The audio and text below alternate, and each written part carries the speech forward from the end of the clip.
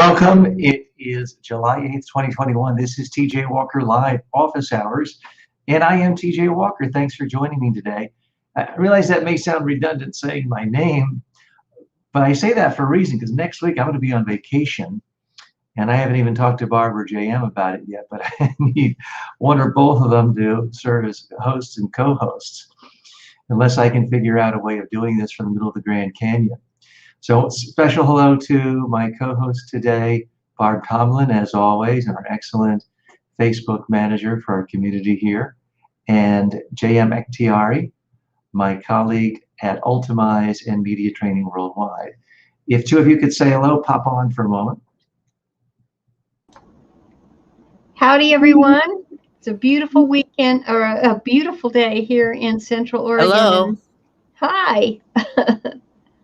And JM joining us from Northwestern Asia today. Thanks for joining us. You're welcome. Right. Now, a lot going on. Our number one agenda is always here on the Live Office Hours. You. Any questions you have about any one of my online public speaking, media training, personal development, crisis communications courses, whether you're a student on Skillshare, Coursera, Udemy, whatever platform you're on, this is a community just for you. So first and foremost, it's about answering any question you have on any of those topics or any aspect of personal development. So we're here for you. Barbara, could you just tell people again briefly the easiest way for them to communicate with us? We've got chat, we've got comments, they can come on live through video. Can you give people a quick rundown of how they communicate with us on this forum, whether they're joining us on Facebook or YouTube or anyplace else?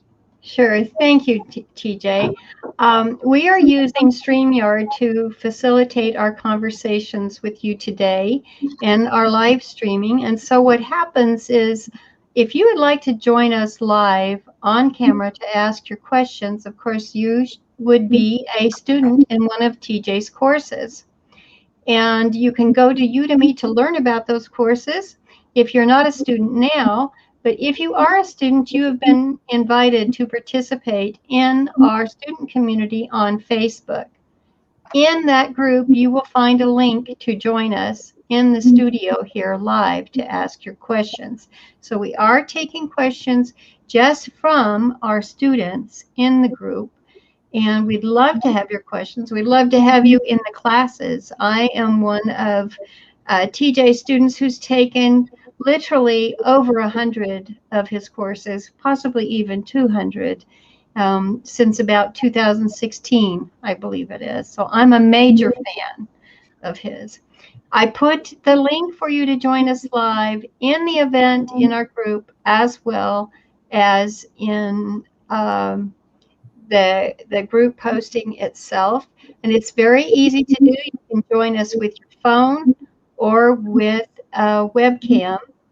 And you can come on just like I'm doing today. I'm here audio and my video is coming through an ancillary camera. So it's that easy. And I'm always in the group pretty much 7 days a week. I do check in. If you have, just tag me. I'd be happy to help you go through and trial run access. But thank you for being with us here today, watching us live. And we'd love to have you participate. Just join us in the group. And special hello to our good friend SK Ganzumer, and I hope I'm pronouncing your last name correctly. SK, you've been with us before. Happy you're here with us today, and thanks for saying hello. So I mentioned to you, first and foremost, any concerns you have, whether you're an online student, whether you're one of my in-person students and clients through Media Training Worldwide. For that matter, maybe you are a part of our Ultimize community, and we have some exciting things going on with the Ultimize app as well we'll be talking about later today, and that's something JM has been working on, a lot of exciting things happening there. The big topic I do want to talk about today is a part of this umbrella of what many of you know me as a public speaking communication expert. A subset of presentation skills is speaking to the media. So that's media training, what we typically call media training. There is yet another subset, a specialized subset called crisis communications. And I do want to spend some time talking about crisis communications, giving you tips, tricks, tools to use, because at some point, whether it's you personally, an organization you work for, an organization you volunteer for, is going to face a crisis. And I define a crisis, and especially a media crisis, is something has happened in the news, and it's so potentially devastating that it can destroy the reputation of your organization, possibly put you out of business. So that's the traditional definition of a crisis communication situation. It's not just you have a new book out today and the interview didn't go well and you didn't get as much publicity as you wanted. That might be a downer, but that's not a crisis.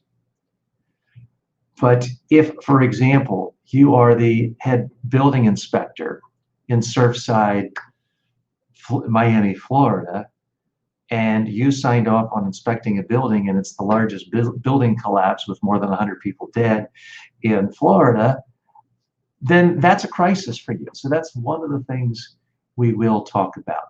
So if you have any questions about crisis communications, how to come across your best in the media, how to shape messages, how to, what people think of as dodging questions, which I don't recommend, we'll be going over all that later in this hour. Again, we're here with you live pretty much every Thursday, 12:30 Eastern Time till 1:30 Eastern Time. I'm joined by my colleagues Barb Tomlin and J.M. Ektiari and you. So at any point you have a question, a comment, something you want to put on the agenda, or any concern that relates to personal development or communications, all you have to do is type in your message on Facebook or right here in StreamYards where we are, on YouTube. If you connect through StreamYards, we'll see it and respond to it. If you're watching this on demand later in the week, you can still post a question, and typically I get back to you within a couple of 24 hours ideally, typically within 48 hours. We can also use your questions to discuss in next week's program. Before we get to sort of the main topic of the day, crisis communications, I do want to address something that I also think is topical this time of year. Many people are on vacation. Here in the United States, on Monday was the federal holiday. It was July 5th, but that's when people celebrated the July 4th holiday because that was on a Sunday. So not only were people off that day, many people take off a whole week because one day is already paid for typically by your employer or the government, or things are shut down. So by only taking 4 vacation days, you could basically have a 9-day block to go somewhere. So this is a slow week, but many people, perhaps you, are an entrepreneur, you're a consultant, you're already working from home. You make your own schedule. You make your own calendar. So there's always an issue of, what do I do? It's a slow week. I can't get a hold of anyone. Believe me, I can relate to that because I've been an entrepreneur and for many years, a solo entrepreneur for large chunks of the last 20, 25 years. So I remember times when I kind of let my Julys slide and I could rationalize it. Well, how much can I really do? I can't really call people. I'll get voicemail. I can't really email people. Then they'll get it. And when they come back a week later, it gets lost in the shuffle. And yet I didn't really take off and enjoy a true vacation. So what do? My suggestion is pick one or the other. If you're going to go on vacation, truly enjoy your vacation. But don't just come to your office or sit in your home office and sit around and play on LinkedIn and check email and delete spam and tell yourself you're in this slow motion work mode. No, if you're going to work, get the most out of it. Well, what do you do if so much of your work is dependent on calling other prospects, emailing clients? You've got to be strategic and figure out what is it you can do that you have control over, where there are no roadblocks, where you're not dependent on others. Now, I do in-person trainings and workshops and speeches where I'm dependent on others and clients, prospects. But I also make online courses, as you know. So to me, that's one of the beauties of being a creator, not just an online course creator, an author. You may create podcasts, you may create pottery and take an NFT, create a digital photo of it and turn it into an NFT. There's so many ways these days you can be a creator. So rather than look at a particular week like July when it's hard to get a hold of anyone, rather than look at that as some kind of a bad thing or something that slows you down, I urge you, look at it as a huge asset. Now, it just so happens that next week, starting next Wednesday, I'm going on vacation with my family on sort of a grand tour of all the great national parks out west in the United States, Grand Canyon, Old Faithful, Zion, Mount Rushmore, all of those places. So I'm taking plenty of vacation. Don't feel sorry for TJ. But this week, I wanted to work all week. And going into last weekend, things were slowing down. Again, I saw it as an opportunity. So I just want to share with you part of what I decided to do and how to get the most out of it. I'm going to share my screen here. I'm going to take you right into my my Udemy page here. Here's a course I started just this morning, travel tips. It's going to be a simple. Oh, let me make sure I didn't share it yet. Apologies. Okay, so here I am,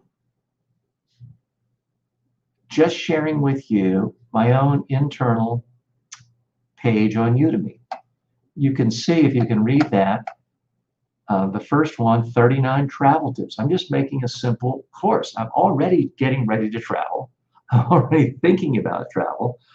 I've traveled to 45 countries on business, probably 60 countries all together. So I figured, why not share tips, tricks I've learned and make a course on it?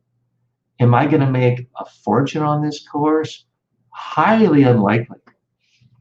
The #1 place course only makes about $150 a month. But I figured I've got a spare hour today. I'm going to make a course on this. Probably publish it tomorrow. Yesterday, I made a course on weight loss tips. I happened to previously, I was overweight, and I read every single weight loss tip there was. And thankfully, for the last 3 years, using a lot of techniques, I am more or less close to my ideal weight. So I thought I'd share that. Now you can see I've made $0. But that's because the course has only been live for a few hours. But it already has about 350 students.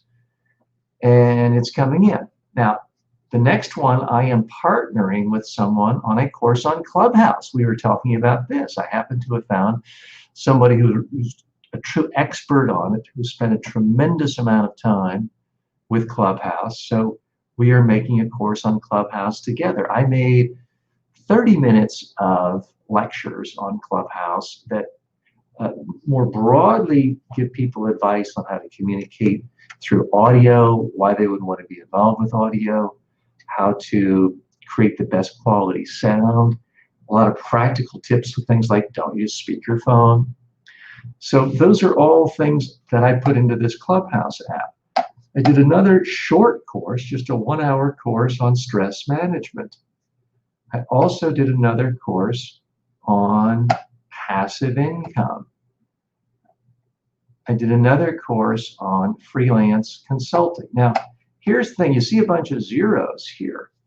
Well, the reason that is because 1, 2, 3, 4, 5, I've done these 6 courses in the last week.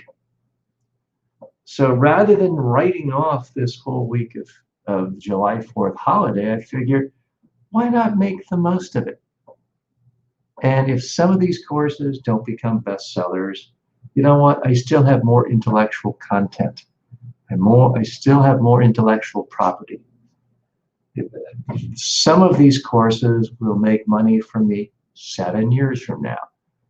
And it's not because I am absolutely the single best expert in the entire world on stress management, but I do have a course, and that course is going to be here 7 years from now, or if not on this platform, on other platforms. So I have a digital footprint. I have intellectual property assets that can work for me and at least potentially make money for me for years and years to come, ideally after I'm gone, although I'm hoping not to go anywhere for a long, long time. So not everyone has to make online courses. The bigger, broader principle I just wanted to share with you is things change during the year. Things change by month, by season, by weather patterns, by holidays. I want you to try to look for opportunities everywhere you see them. So if everyone else is on a vacation and you're taking your vacation some other time, dive in and use that time when the phone's not ringing, you're not getting as many emails, and create something. Doesn't have to be an online course. It could be your novel. It could be your business plan for your dream. But use that time to create. Don't just sit back and say, well, there's nothing I can really do. Let me just cycle through news sites all day long. Because it's easy, and I've done that before. It's easy to do that and just sort of write off the day. I want you to get the most out of every day. I don't mean in terms of sheer productivity. Taking the day off for vacation, then get the most out of that vacation. Speaking of vacation, I mentioned it just briefly at the top of the hour to Barb and JM. But next Wednesday, I leave for Las Vegas. Next Thursday, I believe I'll be traipsing around in the middle of the Grand Canyon with my family. So I don't think I'll be able to be here alive. So we'll figure out, we'll let all of you know early next week whether we're going to have this at the same time or whether we are going to switch times earlier when I am available, or we have Barb and JM co-host, and maybe one of you will co-host. If you're at all interested in that, let me know. In fact, you can pop on right now with video and we can have a spontaneous audition right now. So that's sort of the top of what I'm thinking of right now. JM, let's check in with you. I know you're doing some exciting things with the Ultimize app. Again, for those of you just joining us or are new, Ultimize is an app that I've created with JM and some other partners that is going to help remind you of good habits. You get reminded all day long to drink more Coke, eat more fried chicken, spend money you don't have on products on Amazon, and watch YouTube videos that don't educate you. We get reminded, we get bombarded by about 10,000 messages a day of other people trying to influence our actions. The whole premise behind Ultimize is that you can send advertisements to yourself to remind you to do things that you want to do to help your own life, to have the habits you want and the mindset you want. JM is our lead video producer and executive producer for a lot of this going on at Ultimize. JM, give a quick summary for our colleagues here and our friends about the specific things you're doing with Ultimize. All right. Thanks for giving me time and a chance to speak. So Ultimize is basically about optimizing your life, okay, making your life great using little and positive daily activities or thinking, like messaging that is bombarding. And it's positive bombarding, of course, not negatively. Like companies are doing, like Coca-Cola or McDonald's. So at the end of the day, it optimizes your life, okay? It helps you to live better, to live the way you want. So that's why it calls it and says Ultimize. And we should point out it's about optimizing your life to live the ultimate. It's a blend of those two words. Also, Ulta is one of the highest peaks of South America. So it's about really reaching peak performance and performing at your ultimate level, optimizing your life by programming your brain to focus on what's important. And, for example, we've all heard you should drink more water. And sometimes you hear that in your health class, you may hear it once a month. If you read a personal development book. So we've all heard drink more water. But we get hundreds, sometimes thousands of ads every day to drink more cappuccino or mochaccino or hot chocolate. This is actually green tea. We don't get daily reminders to drink water. Well, with Ultimize app, you're going to get a video with your own face in it, showing yourself drinking water. The current version of Ultimize shows someone else drinking water with a reminder, drink a large glass of water first thing in the day and drink water throughout the day. So that's one reason why I find it really easy to drink water throughout the day is if I forget, I'm getting these reminders every day. You can check that out by going to your favorite app store, whether you use Apple or Google or Android. Just type in Ultimize, Ultamize, and you can download the app totally free of charge. JM, thanks so much for checking in with us. Barb, there's been a lot of crises going on in the news these days. Just really a few miles south of me, the largest and worst building collapse, not because of a bomb or a plane flying into it, but the worst domestic building collapse resulting in death in the United States ever happened just a week ago. And people are a little more than a week ago. People are still digging out. They're still finding bodies. And it has set the entire political establishment in South Florida on edge because people are pointing fingers. The media is following after every lead, and it's hard to tell who the villain is. Some of the stories point out to all the condo board members saying, I don't want to raise my own fees, therefore let's kick the can down the road. Let's let other people in the future worry about repairs for this building. Some of the board members, I guess, and people who live there, 70, 80 years old, saying, let these young people worry about it. It's going to be fine for as long as I live. And unfortunately, many of them are now dead. The building collapsed on them. So their fingers being pointed at the board members who did not approve necessary and recommended improvements to that building.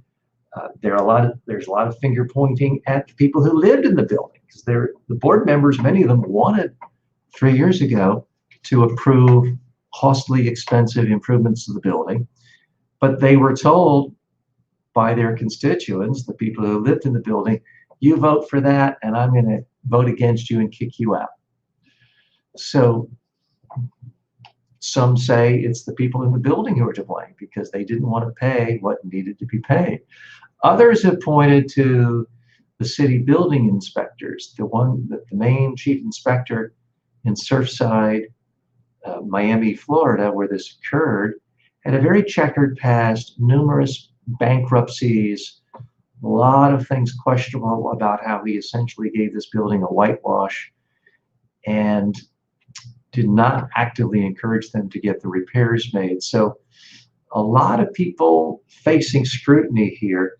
Meanwhile, if you are a real estate agent, if you are a mortgage broker, if you are a developer of condos, if you are an owner of condominiums on the water, high rises in Florida, this is a crisis that's affecting your livelihood because now all of a sudden people are a lot less interested in buying, living there.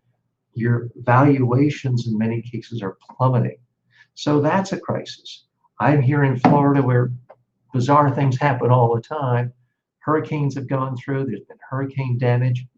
There are other natural disasters around the globe where you live and around the country here in the United States. There have been ballooning incidents that are quite distressful to those in the ballooning community. Some of our members are very active there. And there have been people who have fallen to their own death from sort of bizarre, freakish ballooning accidents here in the United States and in Australia in just the last week or so. So in a moment, I want to give you broad general tips on how to speak to the media during times of crisis, to not make the whole crisis go away, but at least make sure your reputation isn't harmed in the process. And in many cases, your reputation can be improved. Barb, anything you want to add to our conversation as we're starting to swirl the pot and bring up subtopics for this discussion of crisis communication today? Well, you know that ballooning is very near and dear to my heart. And we did have a tragic accident, although ballooning is one of the very safest aviation sports. And overall is a very safe sport. The thing is that tourism, just like you were, when you were talking about what was happening there in Florida, tourism is one of the main sources of income for Florida. And that the hotel industry, I mean, do they feel safe in their hotels? You know, do they feel safe on the beach even with the weather conditions, knowing that it's hurricane season?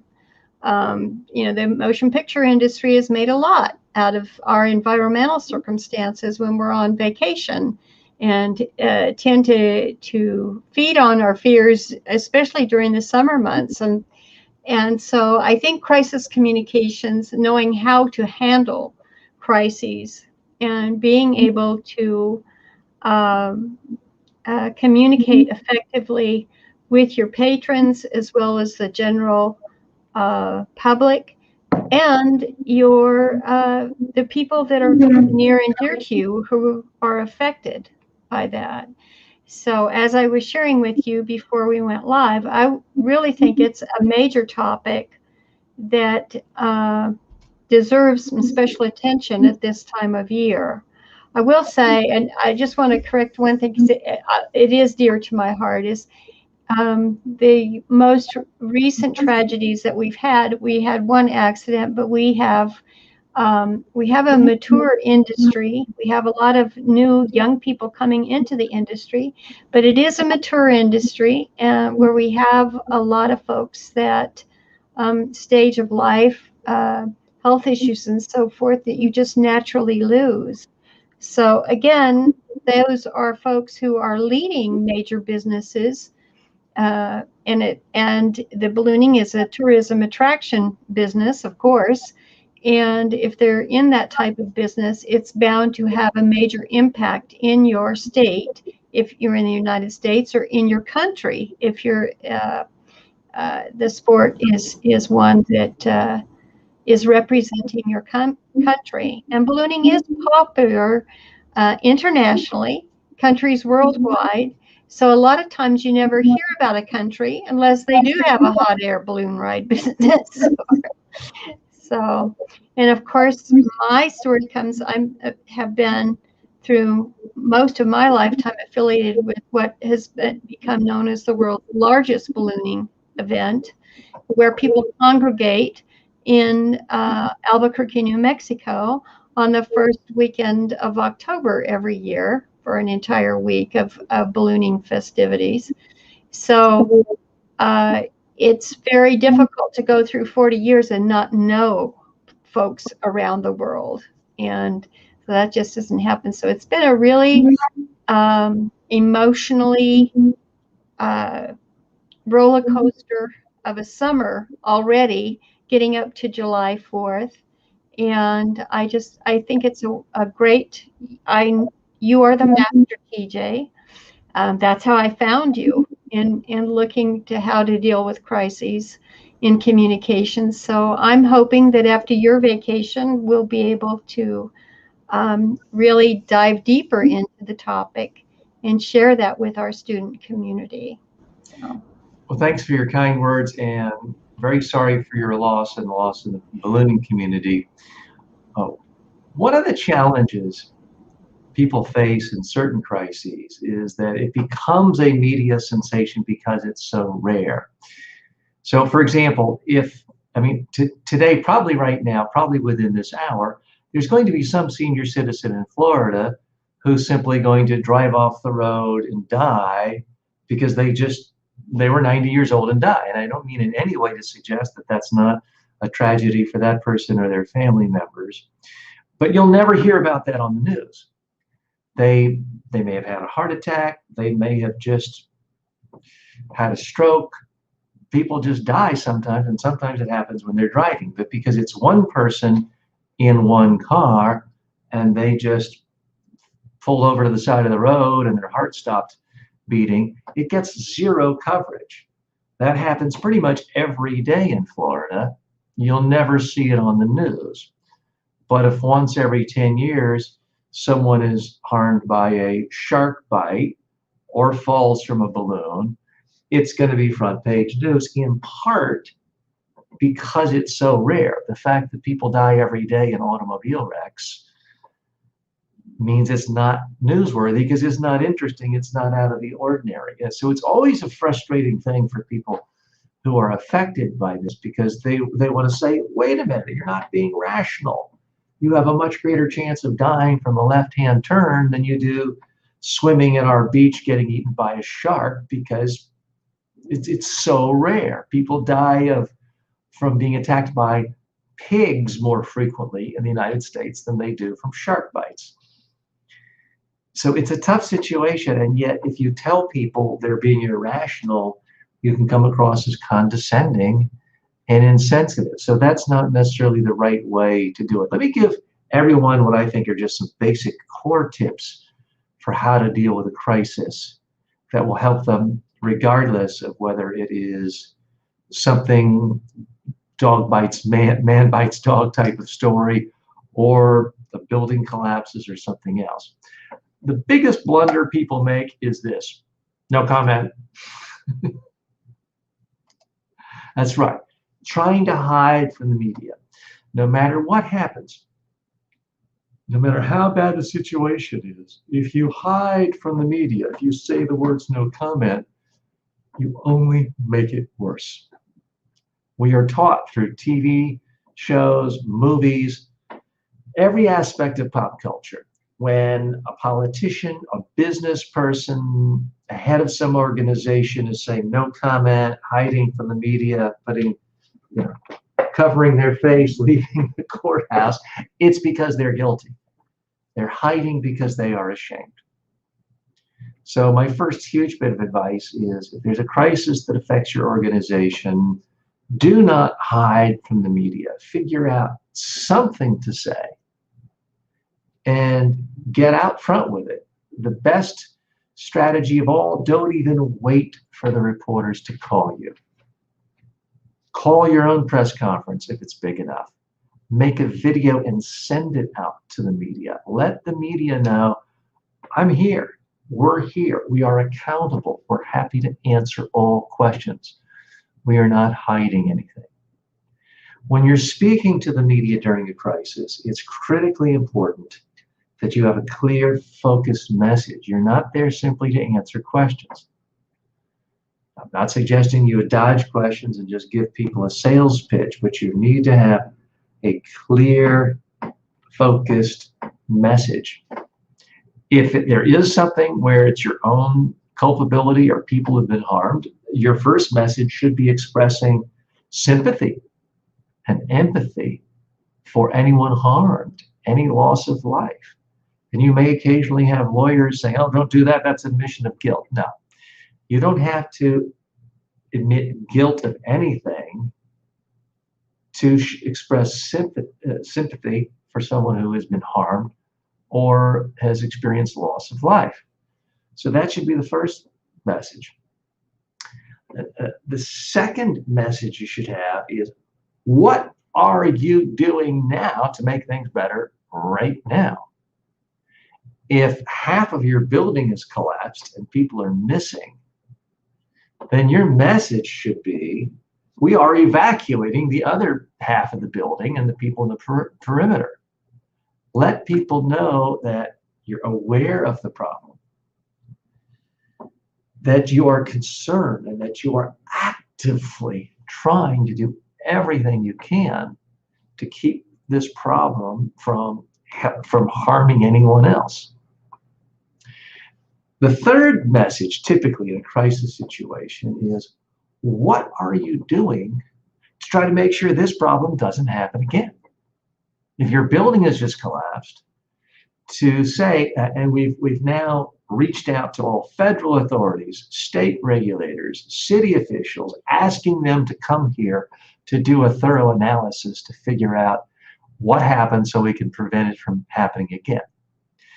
Show that you are being proactive in trying to create new safeguards, something that's going to stop.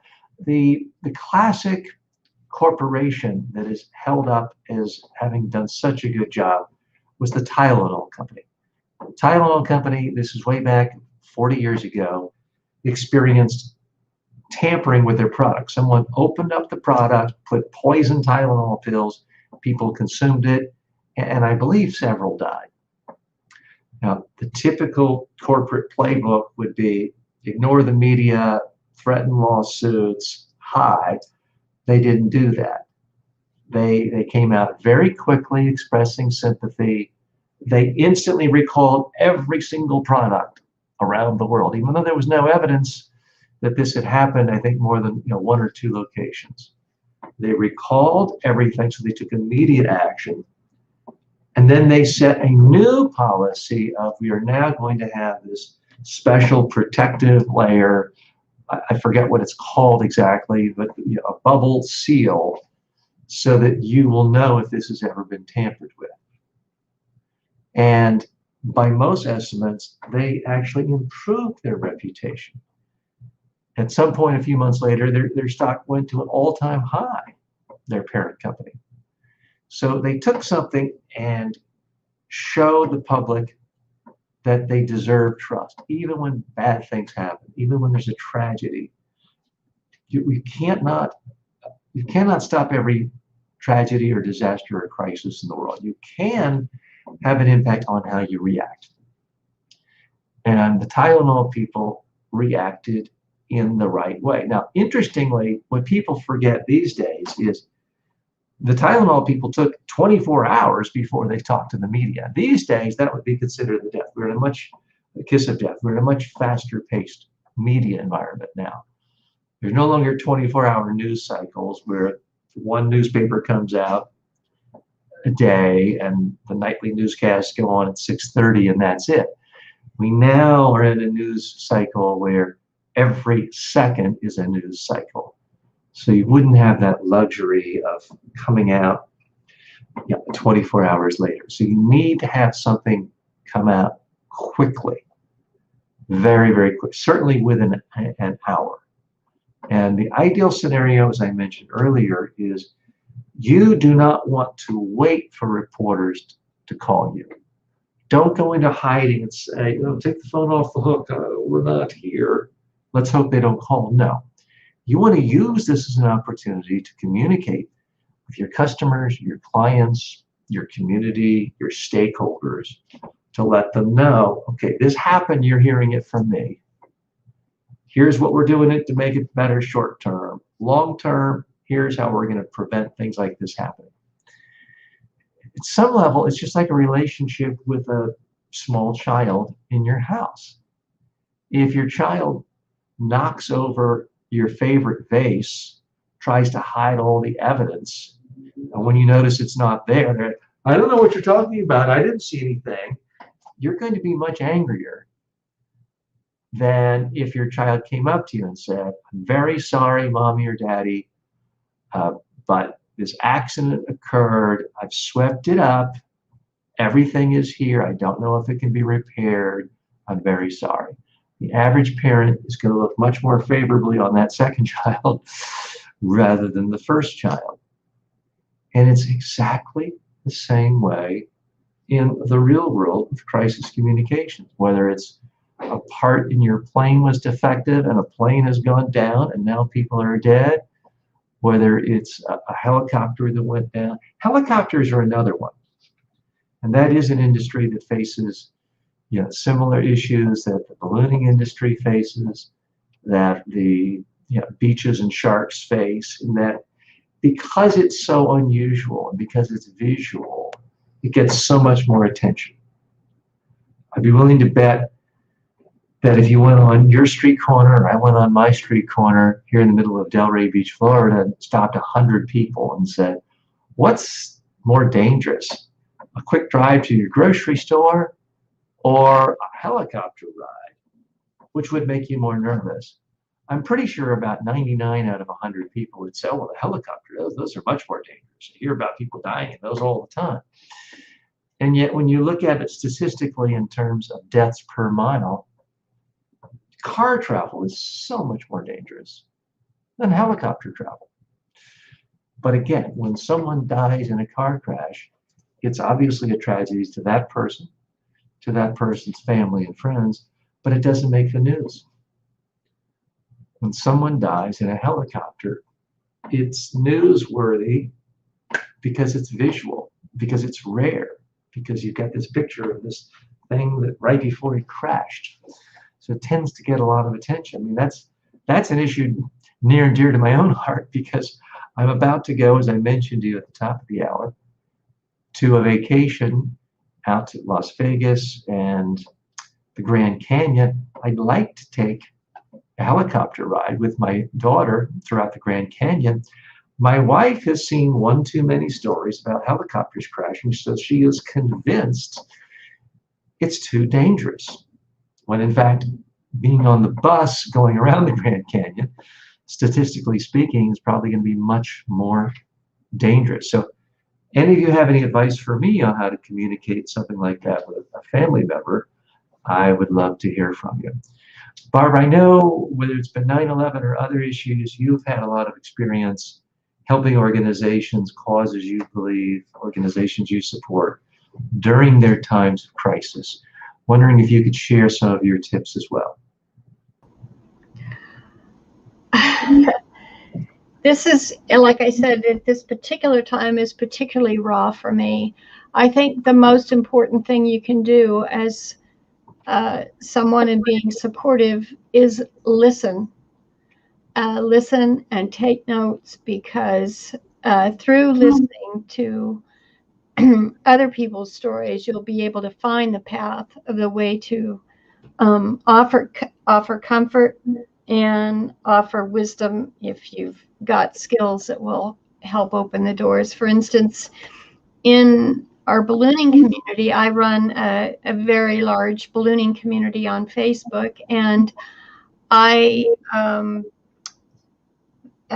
posted right away that the accident had happened with the qualified resource of the accident happening, and said that and closed the post off from comments, because we have specific things that must happen in times of any accident.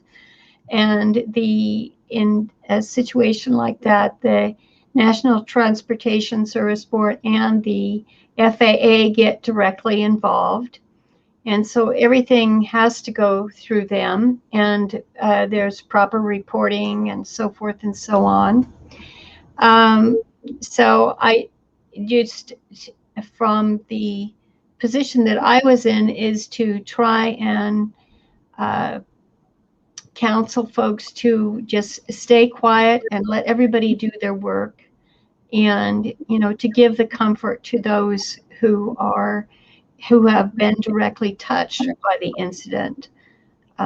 In ballooning, no matter what balloon it is, whenever you see a balloon in the air, it requires crew. It requires crew that do not fly in the balloon. They actually chase after the balloon to pick people up after it's flown.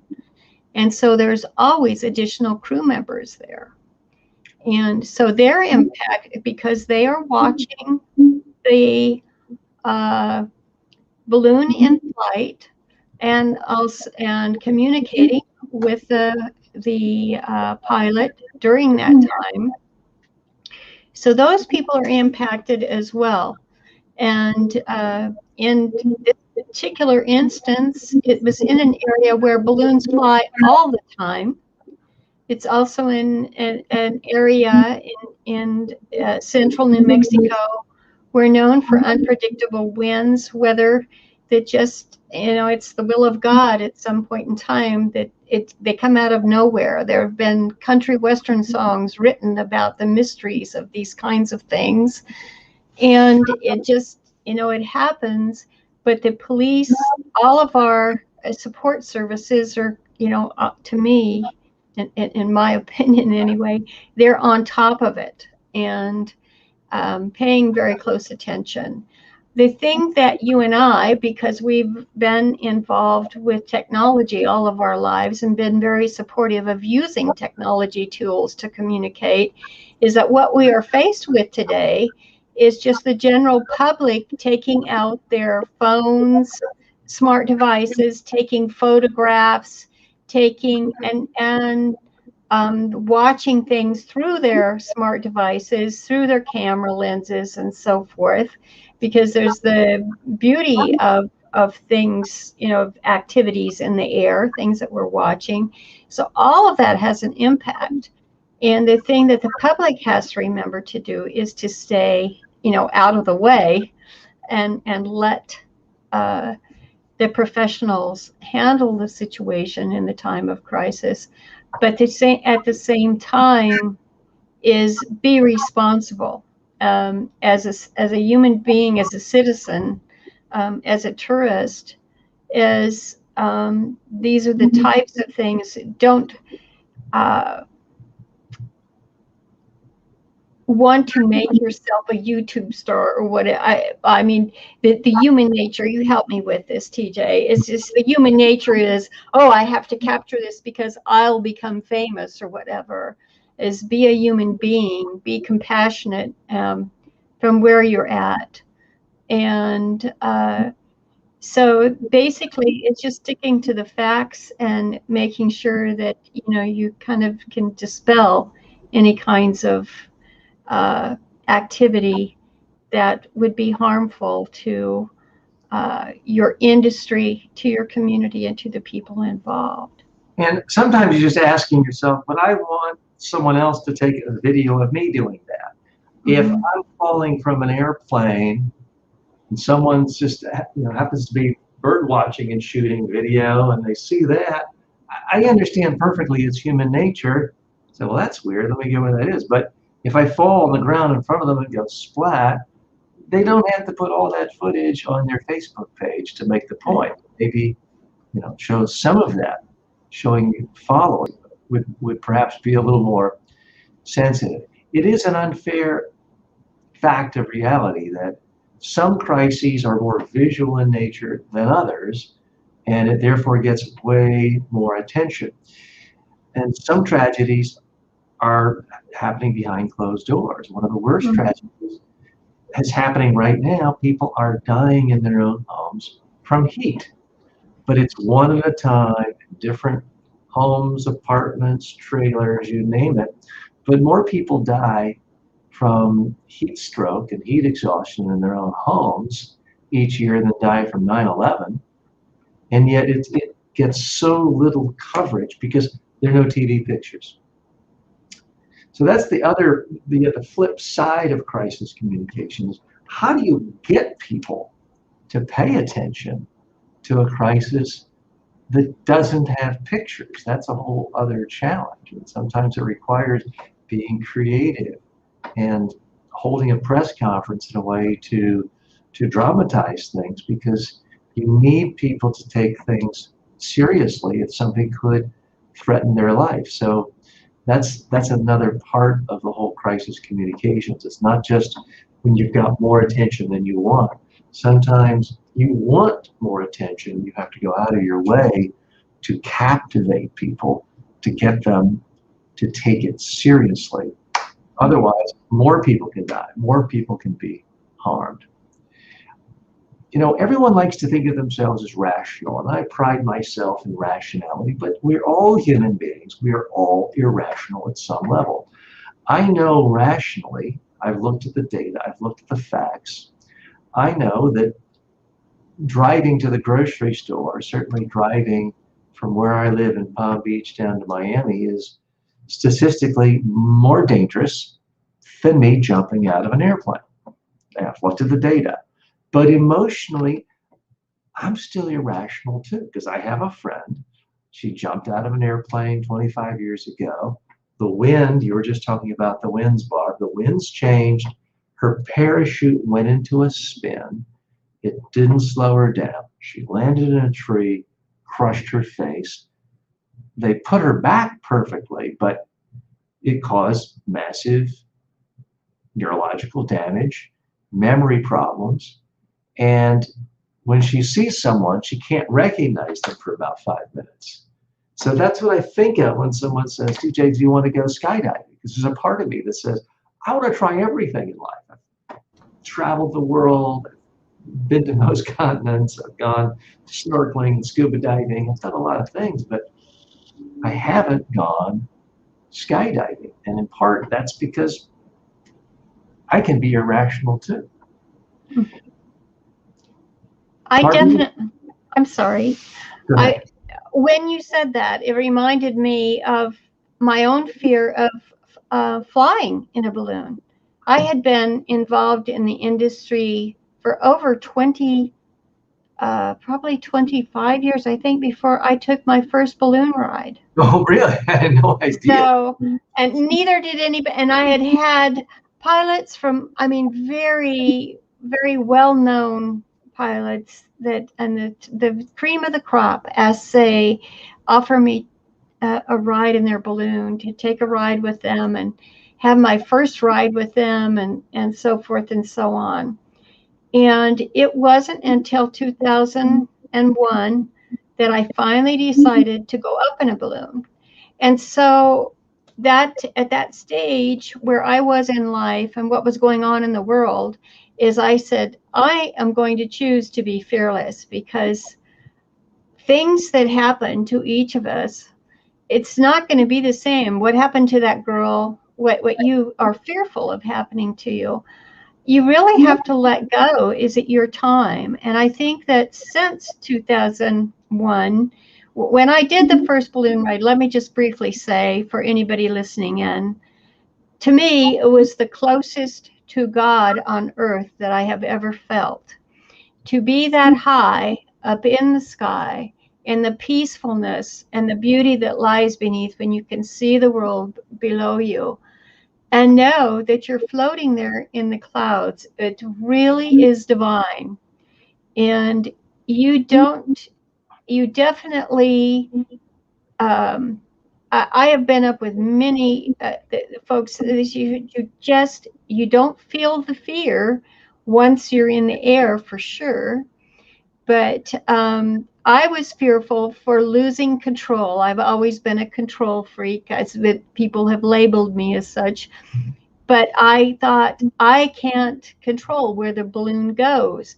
And so what I did in 2001 is early in that year, I decided, if I'm going to ever go up in a balloon in my life, it's going to be this year. And I am going to face my fears and learn about the sport, learn what it takes to become a balloon pilot. And, and crewing for the balloon is one thing. You can actually take educational courses for crewing for balloons so that you can be the best crew member. There could be things happen on a balloon, and they would need to have emergency medical care. A crew person could administer that if a doctor is not there. So be the best crew member you can be. So you learn about all these different facets of the sport, the responsibility of your pilot, what he's supposed to do, and so forth and so on. And I chose to go to the manufacturer of a balloon.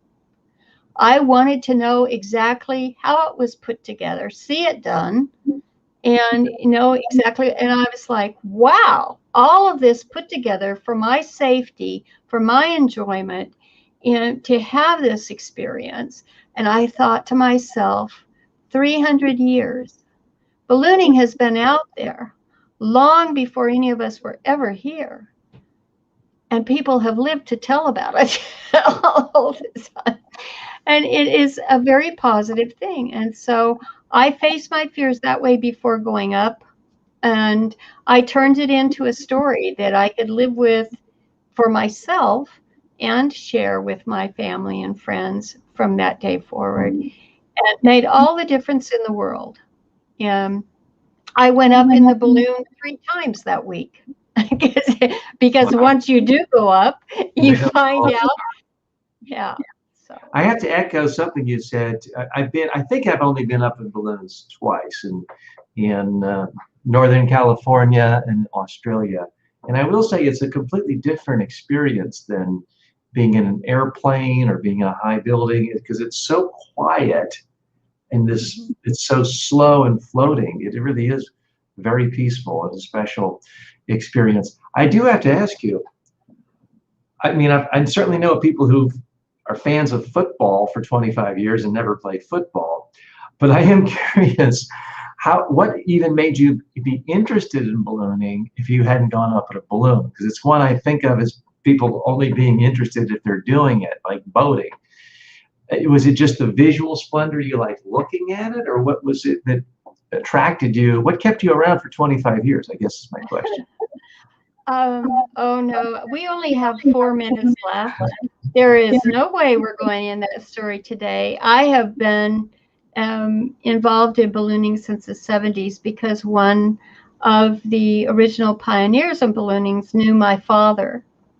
And so it's a story all in of itself, but it was what, my dad thought the world of the person that was involved. And I became part of the family because like I said, crewing comes kind of naturally, whether you are a designated crew member. Every balloon must have help to get in the air and come down. Not that should have help, I should say. Let's clarify for people, Barb, because a lot of people, they've just seen on movies or TV shows or 180 days around the world, they think a balloon just gets off and goes around. Someone has to be following it. You can't just say, oh, I'm going to take my balloon from New York to Florida today. It doesn't work that way. Exactly. It does not. And we should have a balloon pilot or two join us. In fact, one of the pilots who handled this latest catastrophe so exemplary I think he is the owner of the largest balloon company at this point in time, Balloon Ride Company. And the way that he's a master at communications and so forth, and the way he handled it, I do have his commentary to share with you. He's awfully busy. I'd love to have him step out, but he's also a master pilot himself, and I knew him as when he was a new pilot, as a very young man. And so it's been part of my life story because I've spent most of my life in central New Mexico, and the people, ballooning was a sideline. That was your recreation. And so I knew them from other parts of industry. I also have been involved in the tourism industry and economic development over that time.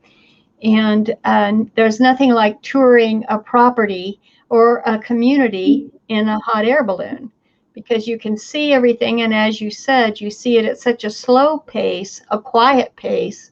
You can really study the area. And that's the Remax Realtor. That's their right.